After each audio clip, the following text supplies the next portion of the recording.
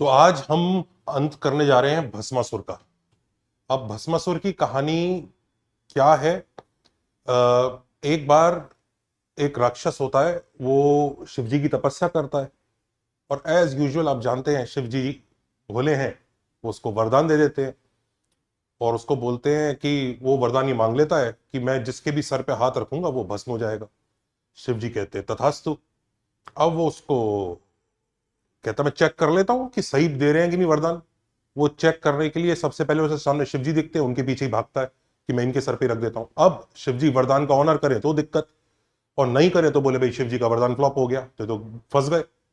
वहीं पे आ जाते हैं फिर विष्णु जी। विष्णु जी कहते हैं भाई क्या हुआ भगवान, क्या करा जाए? भाई भाई इसको देखो, इसने दुविधा में डाल दिया। तो तुरंत विष्णु जी क्या करते हैं, उस राक्षस को भस्मासुर को नचाने में लगा देते हैं। डांस वगैरह म्यूजिक वगैरह बजता है, वो भी नाचने लगता है। नाचते नाचते वो उसका हाथ उसके सर के ऊपर ही रख देते हैं।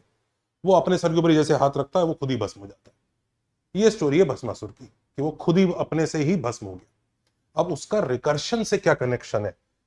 और ये रिकर्शन एक ऐसा कॉन्सेप्ट है जो बहुत सारी टेस्ट सीरीज जेई में बहुत बार एज अ टूल इस्तेमाल हुआ है। इनफैक्ट कई सारे पीवाईक्यूज भी आपको मिल जाएंगे रिकर्शन के ऊपर, और हम उनमें से कुछ यहां इस वीडियो में सॉल्व भी करेंगे। फिर भी आपने रिकर्शन को उस डिटेल में नहीं पढ़ा होगा। इनफैक्ट आपने रिकर्शन के कुछ सीक्वेंसेस वगैरह जो मैंने पढ़ाए हैं, हमारे को इस चैनल पर आपको मिले भी हैं, वो सीक्वेंसेस वगैरह आपने सीख लिए होंगे, पर वो रिकर्शन को सॉल्व करना सीखा होगा कि रिकर्शन बन गया उसके बाद क्या करना है। जबकि क्वेश्चन इस तरह के बहुत ज्यादा प्रोमिनेंट है जेई में कि पीएनसी और प्रोबेबिलिटी के क्वेश्चन में वो रिकर्शन आपसे क्रिएट करवा रहा है और उस क्रिएशन के हिसाब से ऑप्शंस दिए होते हैं और आपको आंसर निकालना होता है। ये वीडियो बहुत इंपॉर्टेंट है, और एज जैसे मैंने आपसे प्रॉमिस किया था कि हर वीडियो में मैं रैंक मीटर बताऊंगा कि कौन से कितनी रैंक के लिए आज का वीडियो इंपॉर्टेंट है। तो any one who wants to score under 14,000 rank, उसके लिए आज का वीडियो नॉन नेगोशिएबल है। मतलब वो छोड़ रहा है इसको, और अगर उसको स्किप कर रहा है तो वो अपनी रैंक को दुखी कर रहा है। तो आज का वीडियो मैंने बता दिया ये रैंक मीटर है, और इस टॉपिक में मैं कलर कोडिंग भी करूंगा, जिसमें कुछ क्वेश्चंस को मैं इस कलर से लिखूंगा।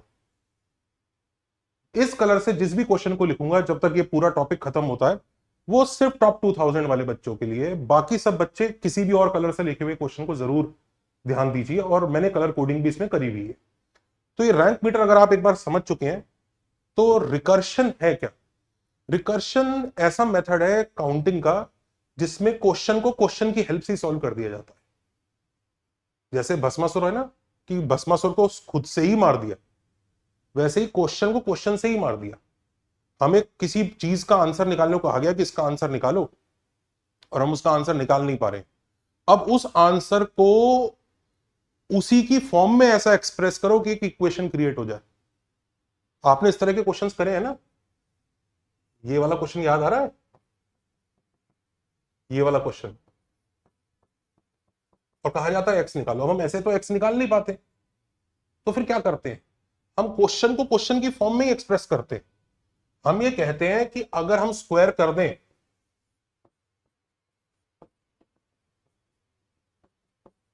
और 6 उधर ले जाएं,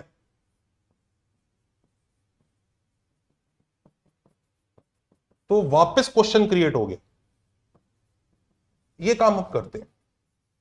तो देखो, तो हमने एक्चुअली क्वेश्चन की वैल्यू नहीं निकाली, पर क्वेश्चन को क्वेश्चन की फॉर्म में ही एक्सप्रेस कर दिया।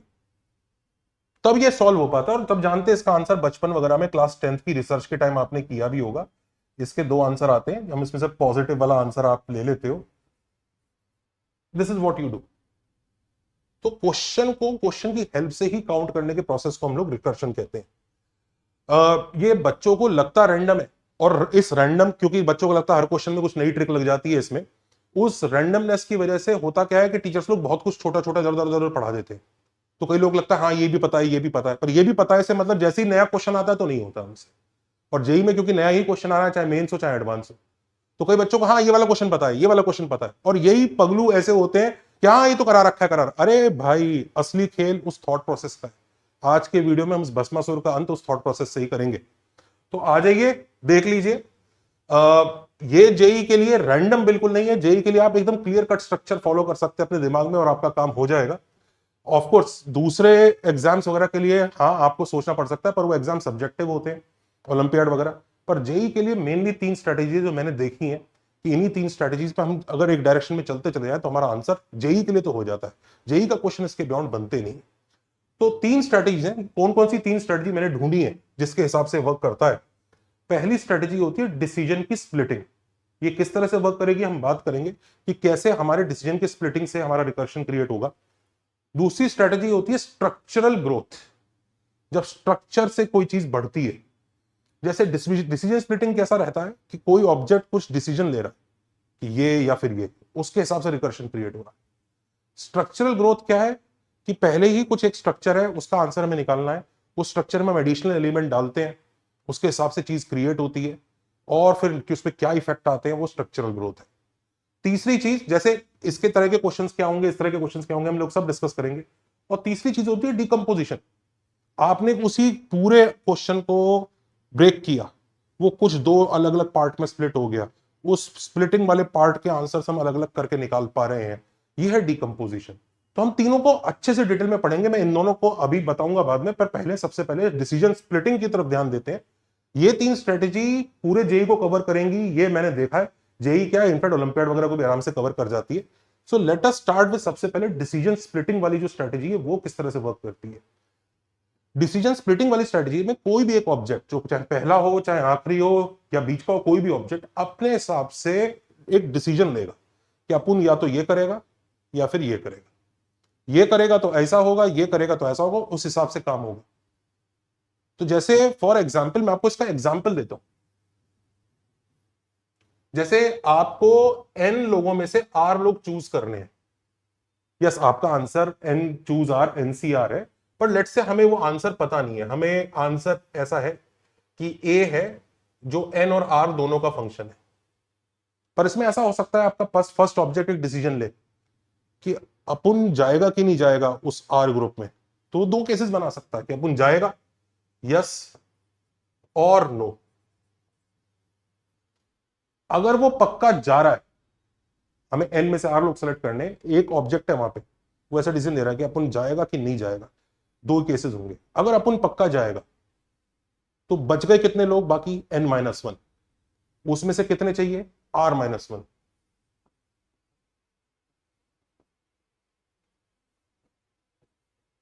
और अगर मैं नहीं गया तो बच गए कितने लोग, n-1, उसमें से कितने चाहिए, अभी भी r ही चाहिए।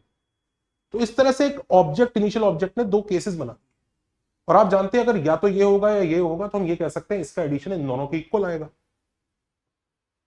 सो दिस इज आर रिकर्शन, कि हमें ए का आंसर नहीं पता, वैसे पता है n चूज आर आंसर है, पर ये रिकर्शन है कि ये इसी के छोटे बच्चों की फॉर्म में एक्सप्रेस्ड है, और इसी चीज को ढूंढने के ऊपर, इस रिलेशन को ढूंढने के ऊपर ही ऑप्शंस आ जाते हैं एग्जाम में। आप देखिए जरा। तो चलिए इसकी चीज को, स्ट्रेटेजी डिसीजन स्प्लिटिंग को जरा ढंग से पढ़ते हैं कि कैसे ऑब्जेक्ट डिसीजन लेगा, उसके बारे में बात करते हैं। इसका सबसे इजी और सिंपलेस्ट एग्जांपल मैं आपके सामने लेके आया हूं। एक n स्टेयर केस है, मतलब n सीढ़ियां हैं, उन्हें हमें चढ़ना है। और इंसान कैसे चढ़ सकता है, या तो चुपचाप शराफत से एक एक एक एक एक, एक स्टेप करके चढ़ जाएगा, या ऐसा भी हो सकता है 2 स्टेप ले ले कभी बीच में, 2-2 स्टेप भी ले सकता है, या 1 स्टेप 2 स्टेप ऐसा, या 3 भी कर सकता है। मतलब उसकी ताकत ऐसी है, उसकी हाइट ऐसी है कि या तो 1 स्टेप ले सकता है, या 2 स्टेप ले सकता है, 3 स्टेप ले सकता है। तो ऐसा हो सकता है वो 2-2-2-2 करके चढ़ जाए, कुछ 2 कुछ 1 कुछ 3 ऐसे करके वो चढ़ सकता है सीढ़ियां। हमसे पूछा जाए कि find the number of veg, जो वे n स्टेयर्स चढ़ेगा, n स्टेप्स चढ़ेगा, इसके कितने वेज होंगे, और इसका रिकर्शन बनाने को कहा गया। अब ये जो क्वेश्चन है, हम इसका आंसर नहीं निकाल रहे, इसका आंसर निकालने के लिए हमने दूसरे वीडियो बनाए हैं, जो रिकर्शन के बाकी वीडियोस वगैरह हैं, उनकी हम बात नहीं कर रहे। हम अभी इसका रिकर्सिव सीक्वेंस बना रहे हैं कि कैसे इस क्वेश्चन का आंसर इसकी खुद की फॉर्म में एक्सप्रेस होगा। तो आइए बड़े आराम से एंजॉय करते हुए, रस लेते हुए आगे बढ़ते हैं कि हम इसका एक रिकर्शन बनाने जा रहे हैं। अब रिकर्शन बनाने का जो सबसे पहला स्टेप होता है, बिल्कुल ध्यान दीजिएगा केयरफुली, एकदम बिल्कुल माइंड को तैनात करके ध्यान दीजिए। सबसे पहले हमें डिफाइन करना होगा कि हम निकालना क्या चाहते हैं, जो कि ऑब्जेक्टिव पेपर में उतना मुश्किल नहीं होता, क्योंकि ऑप्शन से समझ में आ जाता है निकलवा क्या रहा है। लेकिन सब्जेक्टिव पेपर में पहले हमें डिफाइन करना होता था कि कौन सी चीज निकाल रहे हैं। तो जैसे डिफाइन करो कि let Pn be the number of ways to climb n stairs like this, ऐसे जनरली नहीं, लाइक दिस, लाइक दिस, इस तरह से चढ़ने के नंबर ऑफ वेज Pn है। अब ध्यान दीजिए, क्योंकि नंबर ऑफ वेज उस स्टेयर्स को चढ़ने के इसी बात पे डिपेंड कर रहे थे कि कितनी स्टेयर्स थी, किस तरह से चढ़ने के, कि एक स्टेप लो या दो स्टेप लो या तीन स्टेप लो, एक दो तीन के कॉम्बिनेशन से चढ़ जाओ, तो कितनी स्टेयर्स है इसी बात पे डिपेंड कर रहा है। तो हमने जो नंबर ऑफ वेज है उसको n का फंक्शन रखा है, जबकि आप उधर देखो, जब हमें n लोगों में से r लोग सेलेक्ट करने थे, तो कितने लोग टोटल हैं और उसमें से कितने सेलेक्ट करने हैं, वो n और r दोनों का फंक्शन था। तो इसमें सबसे पहले चीज ये ध्यान रखिएगा कि बी केयरफुल अबाउट वेरिएबल्स, जो फंक्शन जिस पे डिपेंड करेगा वो आपको फिगर आउट करना पड़ेगा कि भाई ये दो चीजों पे डिपेंड कर रहा है या एक चीज पे डिपेंड कर रहा है।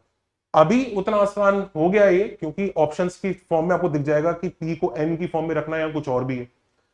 उधर आप number of ways to choose r people out of n used to depend on कि भाई ज्यादा लोग हैं तो ज्यादा वेज आ जाएंगे, और जो सेलेक्ट करना है वो कितने हैं उसके हिसाब से भी वेज बनेंगे।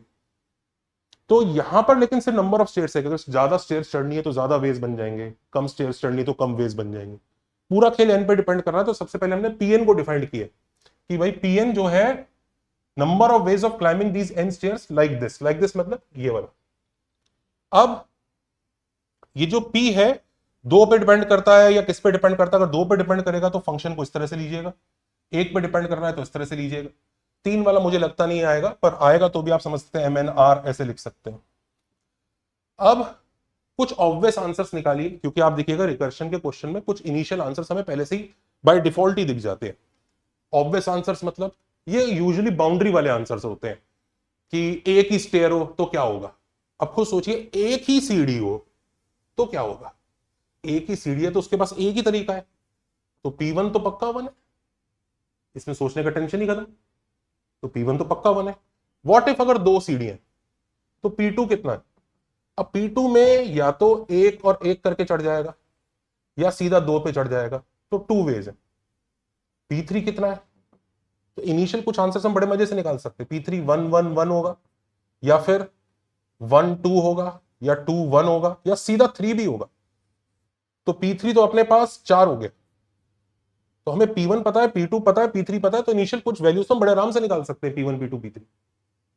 ये हमें हेल्प करती है उस रिकर्शन को सॉल्व करने के लिए। पर आज का ऑब्जेक्टिव वो रिकर्शन को सॉल्व करने नहीं, वो रिकर्शन क्रिएट करना है। वो क्रिएट कैसे होगा? तो चलिए अब किसी भी एक एलिमेंट के डिसीजन से स्प्लिटिंग शुरू करते हैं। कोई भी एक एलिमेंट लीजिए, जिस एलिमेंट को आप अलग से पकड़ सकते हैं, उससे बात कर सकते हैं कि भाई तू क्या कर रहा है। तो यहां पर मुझे यही समझ में आता है, ऐसे विजुलाइज करो कि यहां पर बंदा खड़ा है और वो पहला स्टेप लेने जा रहा है। तो तुम्हें देख रहा है ना, पहले स्टेप के डिसीजन पे ही बातें चेंज हो जाएंगी कि पहला स्टेप तूने क्या किया। पहला स्टेप वो डिसीजन कर सकता है कि अभी अभी स्टार्टिंग है तो एक ही स्टेप लेता हूं, नहीं मैं स्टार्टिंग से दो ले लेता हूं स्टार्टिंग वाला, नहीं मैं स्टार्टिंग से ही सीधा तीन लेता हूं। डिपेंड कर सकता है। तो these are the choices that he has. तो हमारा काम स्टार्ट से लेकर एंड स्टेप्स पूरा चढ़ना था, मतलब ये काम था हमारा, ये पूरा काम है। इसी काम को उसी के डिसीजन के हिसाब से स्प्लिट करते हैं। Let's split this task. How? वो पहला स्टेप, ये फर्स्ट स्टेप की बात आ रही है। जो फर्स्ट स्टेप है वो एक वाला भी ले सकता है, दो वाला भी ले सकता है, तीन वाला भी ले सकता है। ये तीन केसेस में दुनिया स्प्लिट हो गई। काम अभी भी पूरा वही होना है, एंड स्टेप तक जाना है, पर शुरू में आपको ये मिल गया। और उसके बाद यहां से वो इधर जाएगा, यहां से। अब मान लीजिए उसने फर्स्ट स्टेप लिया होगा तो वो यहां खड़ा होगा, एक स्टेप लिया होगा। अगर उसने दो स्टेप लिया होगा तो वो यहां खड़ा होगा। अगर उसने तीन स्टेप वाला ले लिया होगा तो वो यहां खड़ा हो जाएगा। अब उसके बाद से फिर वो बाकी काम करने की सोचेगा। तो फर्स्ट उसने तीन केसेस हमें दिखते हैं कि अच्छा ये हो सकता है, ये हो सकता है और ये हो सकता है। ये केसेस बनाने के बाद अब ध्यान दीजिए, दीज आर थ्री केसेस। जब भी वो डिसीजन की स्प्लिटिंग होती है तो वो केसेस क्रिएट करता है कि अपन ये भी कर सकता है, ये भी कर सकता है, ये भी कर सकता है। ये केसेस है और केसेस पीएनसी में ऐड होते हैं। तो 1 स्टेप, 2 स्टेप, 3 स्टेप के केसेस बने, और ये आप जब स्प्लिटिंग कर रहे होंगे तो आपको पैरेलल में नजर आएंगे। इनको एडिशन करना होगा। अब ये करने के वेज इनटू ये करने के वेज, दीज आर स्टेजेस। तो ये मल्टीप्लाई होंगे कि पहले ये काम इतने वेज में हो सकता है, ये काम इतने वेज में हो सकता है, ये काम जितने भी वेज में हो सकता है इनटू ये वाला काम। ये आपको ये पूरे रास्ते का आंसर देगा। तो मतलब अगर लेट्स से पहली जो स्टेज है उसके आंसर x है, दूसरी का आंसर y है, तो x into y complete root का आपको है, क्योंकि वो स्टेजेस हैं, दे विल गेट मल्टीप्लाइड। तो चलिए देखते हैं किस तरह से होगा। पहला स्टेप अगर एक ही लेना है उसको, तो एक ही वे है। व्हाट अबाउट पहला स्टेप अगर उसको 2 लेना है, पहला ही step, this is first step, पहला ही स्टेप उसको 2 लेना है, 2 सीढ़ियां नहीं चढ़नी है, उसको सीधा ही 2 स्टेप लेना है, वो भी एक ही वे है। और पहला ही स्टेप उसको 3 लेना है, 3 सीढ़ियां नहीं, ये मत सोचिए एक एक एक एक करके चढ़ जाएगा, नहीं नहीं, पहला स्टेप ही उसका 3 स्टेप है, वो भी एक ही वे है। तो इधर तो एक एक एक आया, लेकिन जब ये काम हो गया तो अब आप एक चीज ऑब्जर्व करो, जब वो पहला स्टेप लेके यहां पर पहुंचा, अब उसे ऊपर कितनी सीढ़ियां दिखाई दे रही हैं? n-1 सीढ़ियां। अब उसका टास्क वही है, बस इस बार क्या है, नंबर ऑफ सीढ़ियां जो उसको कवर करनी है वो n नहीं है, n-1। तो यहां से ये वाला ऑब्जर्व करेगा कि मेरे पास जो नंबर ऑफ वेज है ना वो pn-1 है। ये वाला क्या बोलेगा, ये 2 सीढ़ी पे खड़ा होगा, इसे अब n-2 सीढ़ियां दिखेंगी। ये कहेगा यहां से कंप्लीट करने का टास्क जो है ना मेरा, नंबर ऑफ वेज n-2 होंगे, क्योंकि मैंने डिफाइन pn किया हुआ है कि n सीढ़ियां तो आंसर pn आता है, n-2 सीढ़ियां तो आंसर pn-2 आएगा। एक तरह से मैं जिंदगी फिर से स्टार्ट कर रहा हूं, बस अब नंबर ऑफ सीढ़ी n-2 हो गई। और ये कहेगा कि मैं तीसरी पे खड़ा हूं, अब n-3 बची है तो pn-3। तो हम देख सकते हैं कि this case plus this case plus this case हमारा टोटल वो काम करेगा जो हमारा सीधा pn कर रहा होगा। तो तुरंत 1 into pn-1 plus 1 into pn-2 plus 1 into pn-3 should be equal to r pn। तो एक पहले स्टेप की डिसीजन मेकिंग से हमने pn का रिकर्शन क्रिएट कर दिया। तो ये रिकर्शन का आंसर है। अब डेफिनेटली हम आंसर निकाल सकते हैं, मान लीजिए वो P12 बोलता है निकालना, तो P12 is P11 plus P10 plus P9, अब उनको वैसे निकाला जाएगा।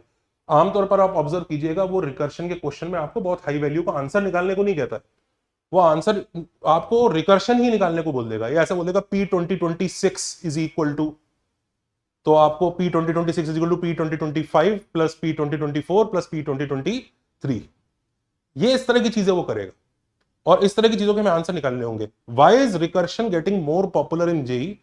बिकॉज जितना AI LLM ये सब चीजें आगे इंपॉर्टेंट हो रही हैं सरकार के लिए, उतना ही इन टॉपिक्स को वैल्यू मिल रही है, उतना ही लॉजिक, एल्गोरिदम्स, कोडिंग, इन सब चीजों में कि सोचना आना चाहिए इंसान को।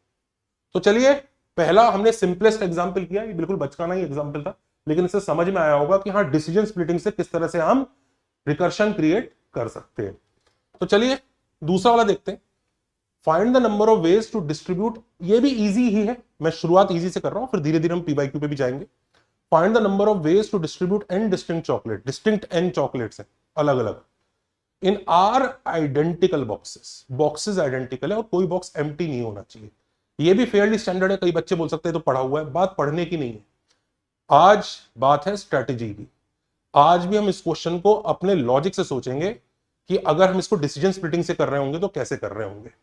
तो चलिए बेस बना लो पहले अच्छे से, फिर हम आगे चलेंगे। तो पहले मैंने सबसे पहले डिफाइन किया SNR। Now why have I defined in the form of 2 variables? क्योंकि भाई अगर चॉकलेट ज्यादा है तो भी आंसर डिफरेंट आएगा, बॉक्सेस ज्यादा है तो भी आंसर कुछ डिफरेंट आएगा। बॉक्सेस और चॉकलेट दोनों का ही फंक्शन है, खाली नंबर ऑफ चॉकलेट का ही नहीं है। ऐसा नहीं हो सकता कि 100 चॉकलेट है और 4 बॉक्स में डालूं और 100 चॉकलेट को 100 बॉक्स में डालूं तो आंसर सेम आएगा, आंसर अलग अलग आएंगे। तो ये 100 का भी फंक्शन है और कितने बॉक्सेस हैं उसका भी फंक्शन है, इसलिए 2 वेरिएबल पे डिपेंड करेगा SNR। तो number of ways to distribute n distinct chocolates in r identical boxes, no box empty, कोई बॉक्स एम्प्टी नहीं है, उसके बारे में बात होगी। अब ये देखो ध्यान से, ये 2 वेरिएबल पे डिपेंड कर रहा है। अब कुछ इनिशियल वैल्यूज निकाल लेते हैं। SN1 का क्या मतलब होगा? n चॉकलेट्स है और n हम मान रहे हैं 2 या 3 से बड़ा ही है। SN1 का क्या मतलब है? एक ही बॉक्स है और सारी चॉकलेट उसमें जानी ही जानी है, तो एक ही वे होगा। अच्छा, SNR when r is greater than n, let's say जैसे S37, ये कितना होगा? 3 चॉकलेट है, बॉक्सेस 7 हैं और कोई बॉक्स खाली नहीं बचना चाहिए। ऐसा हो सकता है क्या? नहीं हो सकता, इसलिए 0 होगा। What about SNN? 3 चॉकलेट जैसे और 3 ही बॉक्सेस, हर बॉक्स को मिनिमम एक मिलनी चाहिए, तो तीनों में एक एक ही जाएगी। बॉक्सेस सारे आइडेंटिकल हैं, इसलिए आउटकम एक ही आएगा। अगर बॉक्सेस सारे डिस्टिंक्ट होते तो यही 3 फैक्टोरियल हो जाता, लेकिन अभी कितना है? 1। तो ये हमने इनिशियल कुछ वैल्यूज निकाली। कई बार वो इनिशियल कुछ वैल्यूज को भी दे सकता है, पैसेज दे सकता है। पैसेज का क्वेश्चन नंबर 1 इनिशियल कुछ वैल्यूज के लिए, क्वेश्चन नंबर 2 वो रिकर्शन की बात कर रहा है। अब चलते हैं असली मुद्दे की तरफ जो हम रिकर्शन निकालना चाह रहे हैं। जिसमें स्टार्ट से हमें ये पर्पस सॉल्व करना है और हम डिसीजन स्प्लिटिंग के हिसाब से इसको सोचेंगे। अब डिसीजन स्प्लिटिंग में कैसे सोचें, ये हमारा टास्क है।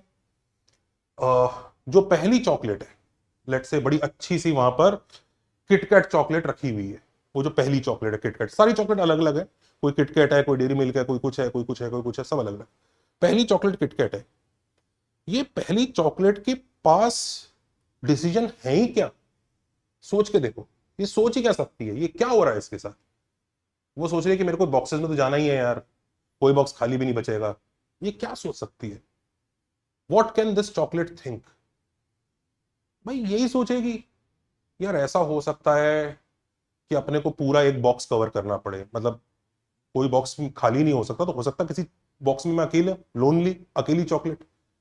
और ऐसा भी हो सकता है कि मैं अकेली ना हूं, दूसरे भी हूं मेरे साथ में। यही दो चीजें तो हो सकती हैं। ये तो नहीं कह सकता मेरे को जाना है कि नहीं जाना है। जाना तो तुझे पड़ेगा ही पड़ेगा, जाना तो तुझे पड़ेगा ही पड़ेगा। जाना नहीं जाना थोड़ी डिसाइड कर सकता है, जाना तो तुझे है ही।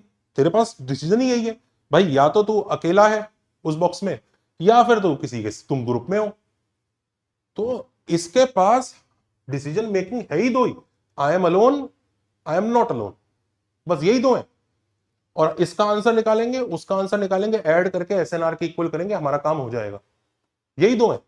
अब when I am alone, when I am not alone, दोनों का आंसर हम निकालने की कोशिश करते हैं। व्हेन आई एम अलोन, अब सोचो ये किटकैट अकेले रहना चाह रही है, तो कोई एक बॉक्स होगा, सारे बॉक्स एक जैसे ही हैं, सारे बॉक्स वही रेड कलर के सेम बॉक्सेस है, उसमें से किसी एक बॉक्स में जाके ये बैठ गई होगी। उसके वेज कितने हैं? एक ही वे है। जब सारे बॉक्स एक जैसे हैं, किसी भी बॉक्स में जाके बैठ जा भाई, सेलेक्ट करने की तो जरूरत ही नहीं है। डोंट से आर बॉक्सेस है तो मैं सेलेक्ट करूंगा RC1, नहीं नहीं नहीं, वो एक बॉक्स है, सारे एक जैसे ही हैं, किसी में जाके बैठ जाओ तो वन पे। अब वो वहां जाके बैठ गई। अब यहां पर जो ऑब्जर्वर है उसके लिए क्या हुआ है, वो चॉकलेट वहां जाके बैठ गई है उस बॉक्स में, और ध्यान रखना उसको वहां पर अकेला रहना है क्योंकि ये वही रास्ता है। उसे साइड में करो। अब वो कहेगा यार मेरे पास बची है N-1 चॉकलेट्स और बचे हैं अब R-1 बॉक्सेस, इनको मुझे इसमें डालना है सच दैट कोई बॉक्स इधर भी एम्प्टी नहीं होना चाहिए, और जैसे चाहो डालो, बस एम्प्टी नहीं होना चाहिए। तो ये तो वही क्वेश्चन रिपीट हो गया, बस इस बार नंबर ऑफ चॉकलेट्स N-1 है और नंबर ऑफ बॉक्सेस R-1 है, तो ये SN-1 SR-1 SN-1 R-1 हो जाएगा। तो इस रूट का आंसर बड़ा मस्त है, 1 times SN-1 into R-1, SN-1 R-1। अच्छा व्हाट इफ दूसरा वाला सिनेरियो, उसने डिसाइड किया कि नहीं नहीं मुझे अकेला नहीं रहना, मैं अकेला नहीं रहना चाहती। तो अगर तुम अकेले नहीं रहना चाहते तो इसका मतलब पहले दुनिया को बिठाना पड़ेगा, तभी तो तुम्हें जाना अलाउड होगा, तभी तो तुम चूज करोगे कहां जाना है। तो वही काम करते हैं, पहले दुनिया को बिठा देते हैं। तुम रुको किटकैट, पहले दुनिया को जाने दो। अब दुनिया में तुम तो इधर हो, कितनी चॉकलेट बची है?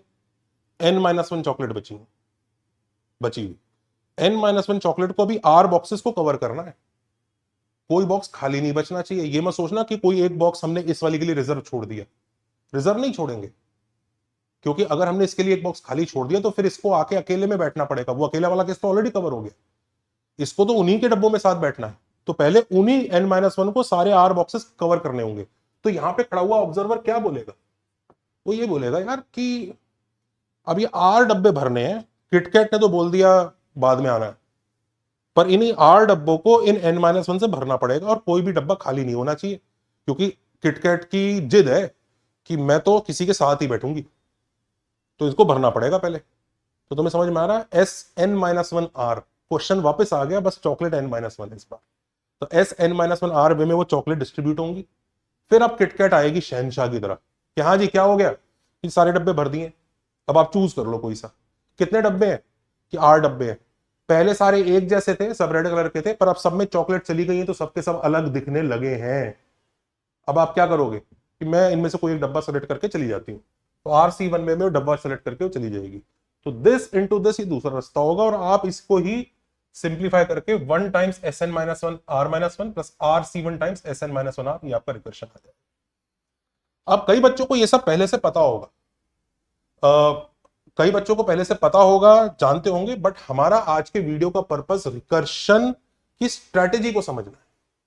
और हम अच्छे अच्छे क्वेश्चंस की तरफ धीरे धीरे बढ़ रहे हैं, और ऐसे क्वेश्चंस जो जेई में आए हैं उसको भी देखेंगे।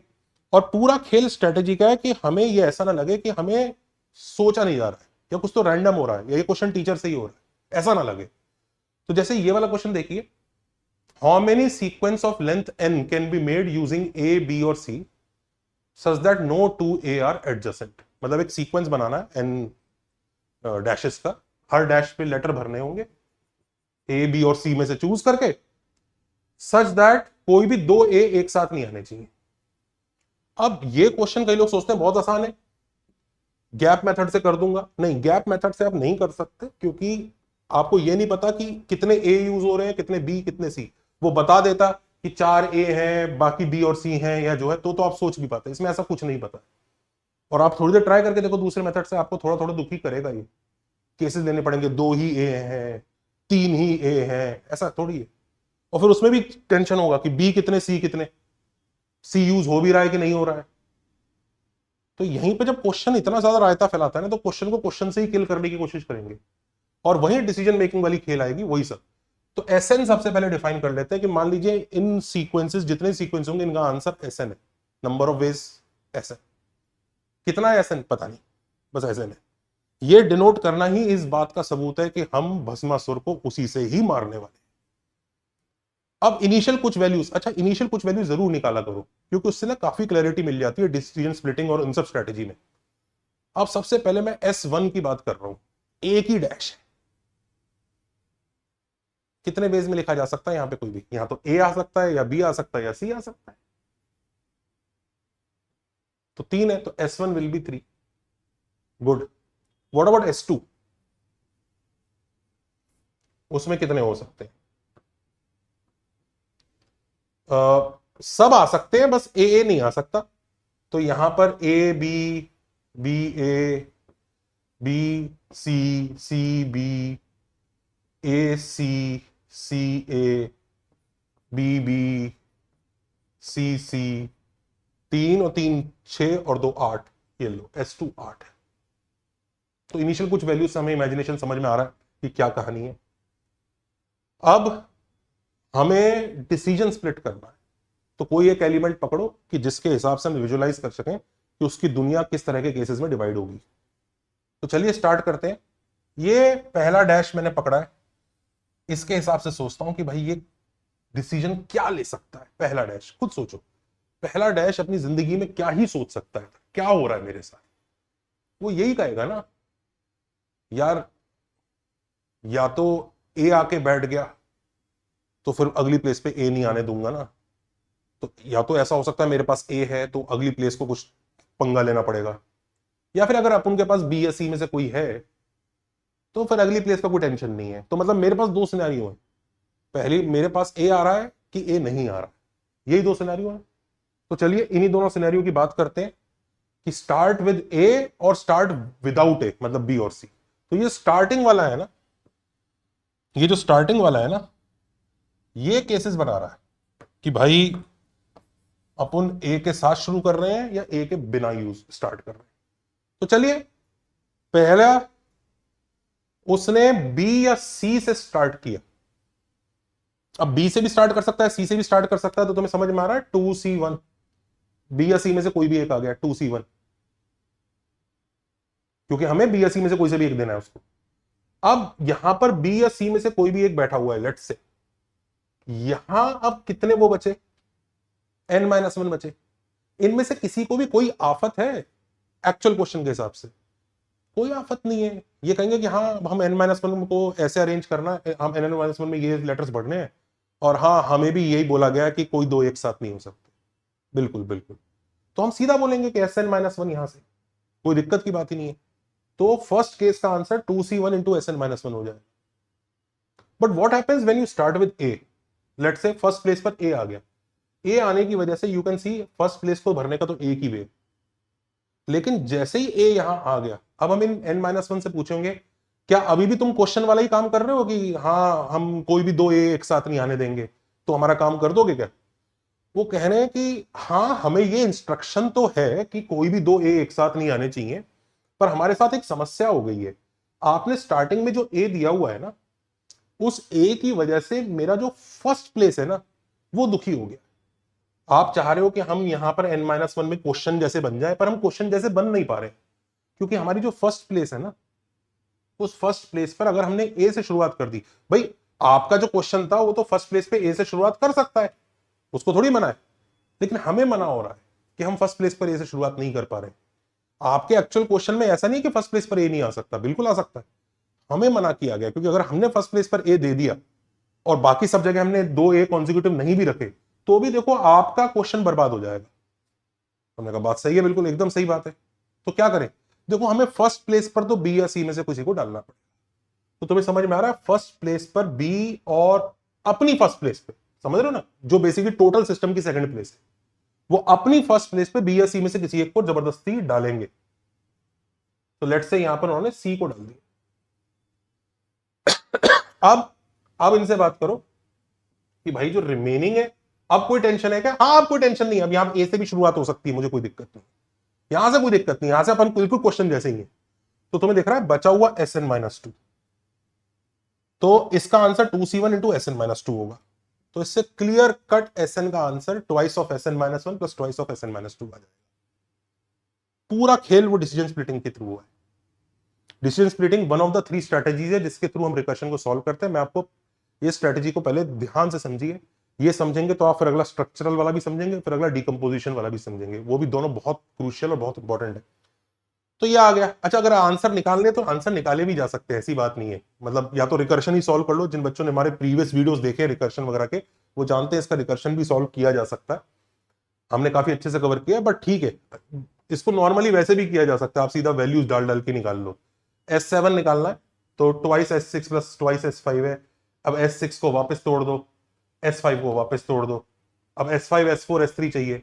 S3 जो है 2S2 प्लस 2S1 से आएगा, S2 और S1 पहले ही निकाल रखा है तो S3 22 है। S4 2S3 प्लस 2S2 होगा, उसी से ही वो जो फॉर्मूला हमने बनाया है ना, उसी फॉर्मूले को यूज कर रहे हैं, उसी फॉर्मूले को यूज कर रहे हैं। S3 will be 2S2 plus 2S1, S4 will be 2S3 plus 2S2, S5 will be 2S4 plus 2S3। इससे करके अपन वैल्यू निकालेंगे और इसको यहां सब्स्टिट्यूट कर देंगे, आंसर बड़े आराम से आ जाएगा। This video is not about the answer, it is about creating that recursion, क्योंकि वो एग्जाम में इस तरह के क्वेश्चन पूछ सकता है। S2027 is twice S2026, इस तरह का क्वेश्चन पूछ ले।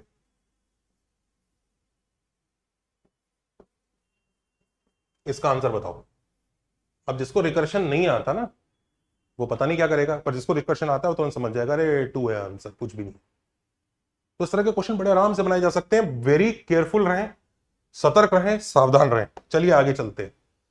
ये वाला क्वेश्चन देखिए, एक बायस्ड कॉइन को हमने रिपीटेडली टॉस कर रहे हैं, टॉस करते चले जा रहे हैं, करते चले जा रहे हैं, करते चले जा रहे हैं, और कहा गया है विक्ट्री मतलब 2 कॉन्जिक्यूटिव हेड आ गए तो विक्ट्री है। और ये बायस्ड कॉइन है, एक बार टॉस करते हैं तो हेड्स आने की प्रोबेबिलिटी 1/4 है, टेल्स आने की प्रोबेबिलिटी 3/4 है। अब रिकर्शन निकालो पीएन का। पीएन क्या है? प्रोबेबिलिटी की with in an tosses victory हो जा रही है। विद इन एन टॉसेस, हो सकता है शुरू में ही हो जा रही है, विद इन एन टॉसेस वो विक्ट्री हो जा रही है, इसकी प्रोबेबिलिटी अगर पीएन है तो पीएन का रिकर्शन निकालने को वो कह रहा है। आप एक बार क्वेश्चन को देख लीजिए, विजुअलाइज कर लीजिए, सोचिए कैसे करेंगे। और मैं आपको यह भी बता दूं, ऐसा क्वेश्चन जेई एडवांस में आ चुका है, ऐसा क्वेश्चन जेई एडवांस में आ चुका है और बहुत पहले आ चुका है। Such question has come in JEE. आप पुराने पीवाईक्यूज वगैरह देखेंगे, आपको मिल जाएगा। सोचिए, थोड़ा सा दिमाग लगाइए कैसे किया जाए। क्या ये नॉर्मली हो सकता है? कई लोग बोलेंगे नॉर्मली भी हो जाएगा सर, एन में से कोई से 2 कॉन्जिक्यूटिव जगह पे हेड्स रख देंगे, बाकी जगह तो अच्छा, तो आपको क्या पता कितने हेड्स आ रहे हैं, उसके केसेस लोगे क्या? इसमें रिपीटेशन नहीं होगा?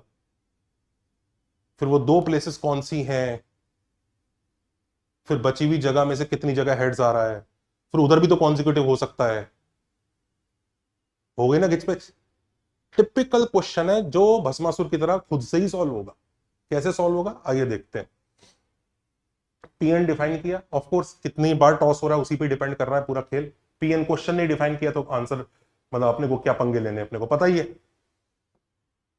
P1 0। वाई? एक ही टॉस हो रहा है, 2 कॉन्जिक्यूटिव हेड कहां से आ जाएंगे भाई? P2 16, 1/4 इंटू 1/4, तो P1 P2 तो मिल गया। अब देखते हैं आगे वालों पे जरूरत पड़ती है क्या।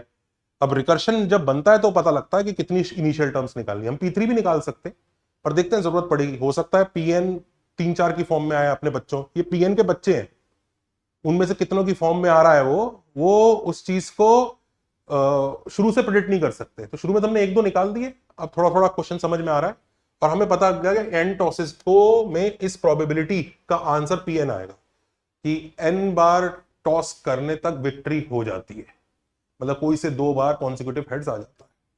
चलो जी, बहुत बढ़िया बात है। अब ये फर्स्ट प्लेस डिसीजन क्या क्या ले सकती है, हम ध्यान रखिए पूरा खेल डिसीजंस की स्प्लिटिंग का है कि क्या क्या डिसीजंस, क्या क्या ऑप्शंस है उसके पास। फर्स्ट प्लेस, आई थिंक कई लोगों को दिख गया होगा कि सर फर्स्ट प्लेस पे या तो हेड्स आ सकता है या टेल्स आ सकता है, और अगर टेल्स आ गया तो वापस उसको 2 कॉन्जिक्यूटिव हेड्स के लिए मेहनत करनी पड़ेगी। हेड्स आ गया तो अब हेड आया हुआ है तो थोड़ी कम मेहनत में भी काम हो सकता है, क्योंकि क्या पता अगला ही हेड आ जाए तुरंत। तो एक्चुअली स्टार्टिंग में ना हमें 2 केसेस ऐसे बनाने चाहिए कि हेड आया या टेल आया, this is the first time. तो ये हेड आने की प्रोबेबिलिटी 1/4 है, टेल आने की प्रोबेबिलिटी 3/4। दोनों केसेस का आंसर निकाल के ऐड करेंगे, ये हमारा PN के इक्वल आ जाएगा। तो चलो स्टार्ट करते हैं, पहले इस वाले केस को पकड़ते हैं, ये आसान लग रहा है। पहली बार में अगर टेल आया, अब यहां से दुनिया क्या है, यहां से दुनिया सिंपल है, यहां टेल बैठा हुआ है और वो कह रहा है कि भैया 2 कॉन्सिक्यूटिव टाइम हेड आ जाए यहां तक। अच्छा, तो हम ऐसे ही सोच सकते हैं दुनिया यहीं से शुरू हुई है। अब वो n-1 बार टॉस कर रहा है, वो कह रहा है n-1 में कभी भी विक्ट्री हो जाए, क्योंकि शुरू में तो कुछ हुआ नहीं, शुरू में आया भी टेल, कुछ फायदा भी नहीं हुआ, तो यहां से n-1 में कभी भी हो जाए भाई, कभी भी कर दे तो ठीक है भाई, Pn-1। तो कितने को ये देख रहा है कि 3/4 और ये Pn-1 जब करेंगे तो एक रास्ता कंप्लीट हो जाएगा PN का। ये कंप्लीट PN नहीं है, सिर्फ एक केस है। अच्छा, व्हाट अबाउट दी अदर रास्ता? अदर रास्ते को देखिए, ये Pn-1 नहीं है। ये क्यों नहीं है? क्योंकि अगर यहां हेड बैठा हुआ है तो ये नहीं कह सकते कि इन सब को ये अल्टीमेटम दे दो कि कोई से भी 2 बार हेड्स ला दो कॉन्सिक्यूटिव, कोई से 2 बार छोड़ो, वो पहली बार हेड्स लाके भी विक्ट्री कर सकता है, खाली एक ही हेड से ही काम कर जाएगा उसका। ये PN में नहीं है, ये कुछ और है। तो हमें इसको थोड़ा और इन्वेस्टिगेट करना पड़ेगा कि अच्छा ठीक है, तो भाई तुम्हारे हिसाब से क्या किया जाए कि देखो मेरी जो फर्स्ट प्लेस है वो उस पे हेड्स आना क्वेश्चन तुरंत रोक देगा, उसी हिसाब से आप स्प्लिटिंग करो। अब तो बात समझ में आ जाती है कि अगर यहां पे हेड्स आया अगली बार या टेल्स आया, अगर अगली बार हेड्स आया तो यहां पर सीधा विन है, सीधा विन, 2 हेड्स आ गए, विन। और या अगली बार टेल्स आया, और जब अगली बार टेल्स आया तो यहां H है और यहां T है, यहां H है और यहां T है, तो आप बड़े केयरफुली आराम से देख सकते हैं कि अब यहां से दुनिया फिर से शुरू होगी। वो कहेगा अब n-2 में सर वापस 2 हेड्स चाहिए यार, तो ये Pn-2 हो जाएगा। तो यहां से लेकर ये जो रास्ते हैं इन सबका टोटल आंसर PN के इक्वल होगा। एक रास्ता होगा 3/4 इंटू Pn-1, एक रास्ता होगा 1/4 इंटू 3/4 इंटू Pn-2। याद रखिए सीरीज में जब होता है तो मल्टीप्लीकेशन होता है, और एक रास्ता होगा 1/4 इंटू 1/4 इंटू विन इंटू 1, मतलब वो जीत ही गया वहां। तो हम बड़े आराम से PN का रिकर्शन बना सकते हैं, 3/4 into Pn-1 plus 1/4 into 3/4 into Pn-2 और प्लस 1/4 इंटू 1/4 इंटू 1, खत्म। तो सीख लो, क्योंकि लाइफ में या तो विन है या लर्न है, और विन होना चाहिए आपके पास अगर आप रिकर्शन को थोड़ा सा सीख जाएं। चलिए, if this is done, let us try this JEE 2025 PYQ। 24 Jan और 7 अप्रैल दोनों ही शिफ्ट में आया है। सिमिलर क्वेश्चन है, n greater than equal to 2 है, Sn be the number of subsets of this set. इस सेट के नंबर ऑफ सबसेट्स है, इसमें एम्प्टी सेट भी अलाउड है, और ऐसा होना चाहिए कॉन्जिक्यूटिव नंबर प्रेजेंट नहीं होने चाहिए, मतलब ऐसा सबसेट होना चाहिए इसमें कॉन्जिक्यूटिव नंबर नहीं होने चाहिए। तो Sn be the number of subsets of this set जिसमें कॉन्जिक्यूटिव नंबर्स नहीं है, S7 बताना है। अब कई बच्चों ने इस क्वेश्चन को नॉर्मली मजदूरी करके भी सॉल्व कर दिया होगा, है इजी, ऐसा कुछ वो नहीं है मजदूरी करके कर दूंगा, केसेस बना लूंगा, पर तुम खुद सोचो, तुम्हारी किस्मत अच्छी थी, वो S7 दे रहा था, उसने SN या SK की फॉर्म में नहीं पूछा। वैसे आई थिंक शायद एक शिफ्ट में SN की फॉर्म में क्वेश्चन, तो कुछ लोगों ने मैनुअली भी किया होगा, but let us now kill this question with the way that was intended. S1 का क्या आंसर है? एक ही, मतलब इसके कितने सबसेट होंगे जिसमें कॉन्जिक्यूटिव नंबर्स नहीं है? अरे एक तो नल सेट है ही, एक एक खुद ही है, इसमें कहां कॉन्जिक्यूटिव है? तो S1 तो 2 ही हो गया। अच्छा, व्हाट अबाउट S2?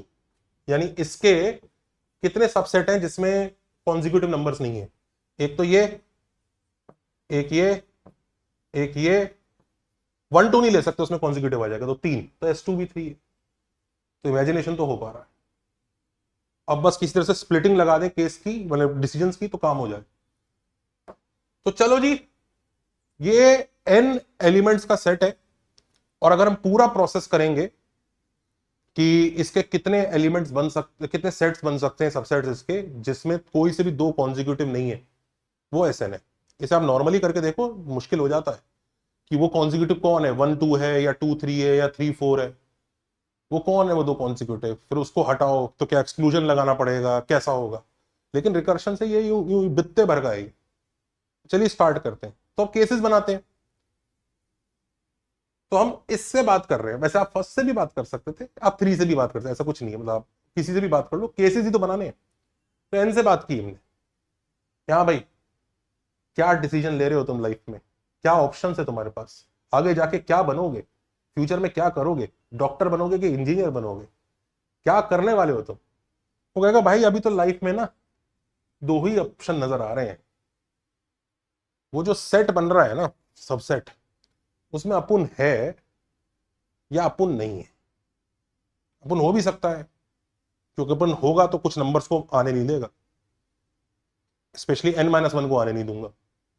और अगर मैं नहीं हूं उस सेट में, तो फिर वो बच्चे लोग खेले अपना, उनको जो करना है करें, क्वेश्चन की डिमांड के हिसाब से, उधर भी वो आपस में कॉन्जिक्यूटिव ना हो जाए। तो भैया मेरे हिसाब से तो लाइफ में ये 2 ही चीजें हो सकती है, ये n बोल रहा है, तो बात तो एकदम ठीक है उस सिनेरियो के हिसाब से। लेट्स से अगर वो नहीं है, तो ये दादाजी नहीं है अभी, ये नंबर्स हैं बाकी, इनके सबसेट बनाने, इनके सबसेट में से कोई से भी 2 कॉन्जिक्यूटिव नहीं होने चाहिए। भाई वो बच्चों को खेलना है तो भी कॉन्जिक्यूटिव तो तब भी अलाउड नहीं है ना, तो ये तो n-1 है, SN-1 आंसर होगा इसका। तो अगर दादाजी नहीं है वहां पे ना, तो वो बच्चे आपस में SN-1 में अपना आंसर निकाल लेंगे। वो वैल्यू है क्या मुझे नहीं पता, पर वो, हाँ यही तो ताकत है भस्मासुर वाले फंडे की, क्वेश्चन को क्वेश्चन से ही पीट रहे हैं। हमें इसका आंसर नहीं पता, हमें उसका आंसर नहीं पता, हमें पता लेकिन वो चीज इसकी फॉर्म में आएगी। तो हाँ ठीक है, अगर मैं अलग हो गया तो बचे हुए n-1 आपस में क्वेश्चन के रूल के हिसाब से कर लेंगे, और हाँ उनके लिए सिस्टम वही है, पहले n का सिस्टम था, n-1 का सिस्टम है, तो SN-1 में इसमें कर लेंगे, कोई दिक्कत नहीं। पर अगर मैं आ गया तो सबसे पहले तो मैं n-1 को गोली मारूंगा, होने नहीं दूंगा। बाप बेटे की दुश्मनी है ये, मैं आ गया तो सबसे पहले खत्म, ये नहीं आएगा। तो n-1 गया, ये बचे। अब इनसे कह रहा है कि बनाओ, सबसेट बनाओ, और मैं जरूर होऊंगा उसमें, मैं हूं, मैं पक्का हूं, तुम बनाओ। वो पूछेंगे दादी कैसे बनाए? ऐसे बनाओ कि तुम में से भी कोई 2 कॉन्जिक्यूटिव ना हो जाए, कि पर आपके साथ, मेरे साथ तो कॉन्जिक्यूटिव होने में तुम्हारी किसी की औकात ही नहीं है, क्योंकि जो कॉन्जिक्यूटिव कर सकता तो उसे तो मैंने पहली बार फेंक दिया, तो तुम आपस में बनाओ। तो ये जो n-2 नंबर है, SN-2 वेज में सबसेट्स क्रिएट कर सकते हैं, और हर सबसेट में n बैठा ही होगा, वो तो बैठेगा ही बैठेगा। तो SN-2 subsets will be possible here. तो इसका मतलब SN is SN-2 plus SN-1, और उसने S7 पूछा है, तो आराम से निकाल सकते हैं answer. S3 will be S1 plus S2 5, S4 will be 3 plus S2 ये 8, फिर अगला 13 21 34 शायद आंसर आ जाता है। अब कोई बच्चे कहने लगे कि अरे ये तो फिबोनाची बन गया, ये बन गया, वो बन गया, वो बन गया। इन बच्चों से पता है बात करने का मन ही नहीं करता। ये पता है वीडियो को ऐसे फॉरवर्ड करेंगे, थंबनेल देखेंगे, वीडियो फॉरवर्ड करेंगे, कहीं एक क्वेश्चन दिख जाएगा, अच्छा हाँ ऐसा क्वेश्चन तो कहीं देखा है, क्लास में कराया, इन्हें ये नहीं समझ में आता कि क्वेश्चन का एसेंस और स्ट्रक्चर समझाने में, थॉट प्रोसेस बनाने में जो मेहनत लगती है वो अलग होती है, क्वेश्चन को पीपीटी पे डाल के उसका सॉल्यूशन बताना अलग चीज होती है। There are lot of places जहां पे आपको सॉल्यूशन बता रहे होंगे, चलेगा, सॉल्यूशन तो कहीं भी बता दो यार, 30-40 सेकंड का एक शॉर्ट बना दो, उसमें सॉल्यूशन बता दो, और मैं बता रहा हूं बड़ा पॉपुलर होते हैं, शॉर्ट्स वगैरह बन जाते हैं। आपका थॉट प्रोसेस क्या है उसको ध्यान से सोचिए। तो अभी तक हमने ये वाली स्ट्रेटेजी को कवर किया है कि डिसीजन स्प्लिटिंग से किस तरह से हम लोग रिकर्शन को हैंडल कर सकते हैं, पर ये सिर्फ डिसीजन स्प्लिटिंग हुई है। हर क्वेश्चन में स्ट्रेटजी नहीं लगी कि जब ये फेल होगी, मैंने ऑर्डर में जाए, पहले ये ट्राई करेंगे, फिर ये ट्राई करेंगे, फिर ये ट्राई करेंगे। तो टाइम समय थोड़ा सा कम है, बच्चे कंप्लेन करते हैं कि आपके वीडियोस लंबे हैं, तो आप जरा वीडियोस छोटे रखिए। तो उन बच्चों की बात को मानते हुए हम, और जो बच्चे बोल रहे हैं कि नहीं ये तो हमने पढ़ा हुआ है, ये है वो शायद क्वेश्चन का एसेंस नहीं समझ पा रहे हैं, पर ठीक है। हम कमेंट कीजिए कि अगर आप हमारे अपकमिंग वीडियोस में इन दोनों स्ट्रेटेजीज को भी चाहते हैं, क्योंकि दोनों बहुत क्रूशियल है, और कमेंट करके बताइए, क्योंकि आप जब कमेंट करते हैं तो हमें पता चलता है कौन सी चीज की कितनी डिमांड है, और तब हम उस चीज को बनाते हैं। ऑल्सो जिनको भी मैथ्स पसंद है और जो हमें देख के पहचान पा रहे हैं कि यहां पर एक डिफरेंट तरीके से मैथ्स किया जा रहा है, it is not just about JEE के मार्क्स, जेई के मार्क्स तो आएंगे, it is about understanding maths so that मैं फ्यूचर में भी बहुत अच्छा कर सकूं। It is about getting better, it is about removing the fear of maths, it is about understanding the logic. वो प्लीज हमारे कोर्सेज चेकआउट कीजिए, हमारे courses early 11th, early 12th, dropper, practice, सारे कोर्सेज हैं। उन कोर्सेज में हम बिल्कुल इसी तरह से, आज मैंने उस कोर्स का एक लेक्चर का एक पोर्शन आपको दिखाया है, this is how we deal. हो सकता है आप क्लास 11th में कहीं पढ़ रहे हो, वहां पर रिकर्शन उस तरह से डील नहीं हुआ, तो आपको तुरंत समझना चाहिए कि आप उधर पढ़ते रहिए, पर एटलीस्ट हमारे कोर्सेज में आएंगे तो आपको कम से कम वो वाली डेप्थ मिलती रहेगी, ताकि आपकी अंडरस्टैंडिंग डेवलप हो। इससे आपके इंस्टीट्यूट के टेस्ट में भी आपके मार्क्स इंप्रूव होंगे। ऑल्सो एग्जाम में मार्क्स कैसे लाने हैं, जिनको अच्छे टीचर्स मिले, उनको लग रहा है कि मैं पढ़ तो रहा हूं वहां पे, वो हमारे प्रैक्टिस बैच, अरेंजमेंट बैच में आ सकते हैं, जो अभी संडे टू संडे है, और जनवरी से मोर डेज भी होगा। उस बैच में आके आप अपने मार्क्स इंप्रूव कर सकते हैं। आप कहीं भी पढ़िए, उस बैच में आएंगे, छोटा सा बैच है, उसमें हम प्रॉब्लम्स डिस्कस करते हैं, किस तरह से सोचना है, करना है, वो हमारा अरेंजमेंट बैच है। ऑल्सो रैंक लाने के लिए it is not about teachers, it is about self study. अकेडसा दोस्त आपकी सेल्फ स्टडी में हेल्प करेगा। अब अगर आपको रिकर्शन बेस्ड क्वेश्चंस करने हैं तो आप अकेडसा दोस्त पर जाके सिंपली सर्च कीजिए, रिकर्शन बेस्ड क्वेश्चंस का असाइनमेंट बनाइए, टेस्ट बनाइए, आपको मिलेगा, आप करिए उनको, और उनको सॉल्व करने के बाद आपको उसमें क्या क्या वीक एरियाज है वो पॉइंट आउट कर देगा। और वही चीज आप इधर उधर ढूंढ सकते हो, टेलीग्राम ग्रुप में भागो, इधर वो करो वो करो। कई बच्चे नजदीक की कंजूसी के चक्कर में फ्यूचर का नुकसान कर लेते हैं। मत बनिए ऐसा, मत बनिए। 2-3 हजार रुपए कुछ नहीं होते, फ्यूचर का सोचिए। चलिए नेक्स्ट, हमें सपोर्ट कीजिए। कैसे? हमारे बारे में कमेंट कीजिए, हमारे वीडियोस को शेयर कीजिए, लाइक कीजिए, क्योंकि हमने जो आज का भी वीडियो बनाया है वो वीडियो भी कोई यूट्यूब का कीवर्ड नहीं है। It is easy to make 100 black book questions, this questions, ये समीर बंसल बुक क्वेश्चंस, ये क्वेश्चंस, वो क्वेश्चंस, पीवाईक्यू, और वो बनाना भी इजी है। उसको कर लगता ही क्या, वीडियो क्वेश्चन लाइए, क्वेश्चन का सोल्यूशन लाइए और पढ़ा दीजिए। ये एक एक वीडियो, एक एक चीज आप देखिए, 100 पीपीटी, 100 पेजेस का पीपीटी है, ये मैंने हाथ से लिखा है। इस मेहनत को अगर आप सपोर्ट नहीं करेंगे तो हमारे को भी आता ही है, हम भी वही सब कर लेंगे, उसमें हमारे भी व्यूज आ जाएंगे, हमें कोई दिक्कत नहीं है, उतना अच्छा हम बहुत अच्छे से पढ़ा देते हैं। ये तो हम आपको कुछ स्पेशल देना चाहते हैं, सो दैट यू अंडरस्टैंड कि ये जो प्रदूषण फैला हुआ है, इस प्रदूषण के बीच में असली मैथ्स ये है, ऐसे करना है, ऐसे सोचना है। सिर्फ वो नहीं होता जैसे मैथ्स आप देख रहे हो, वो नहीं है, उसमें सिर्फ टीचर से क्वेश्चन होते हैं, आपसे नहीं होते हैं। हमें सपोर्ट कीजिए, हमारे वीडियो को लाइक कीजिए, शेयर कीजिए, सब्सक्राइब कीजिए, और अगर आप सपोर्ट करेंगे तभी हम लोग सरवाइव कर सकते हैं। आई होप आपको आज का वीडियो पसंद आया होगा, और बाकी दोनों स्ट्रेटेजी भी अगर आप चाहते हैं जल्दी से कमेंट में बताइएगा, we will cover those 2 strategies also. And मैंने कोशिश की वीडियो छोटा रख सकूं, जितना छोटा रख सकता था ठीक है, और छोटा रखने की कोशिश करूंगा। Take care, bye bye.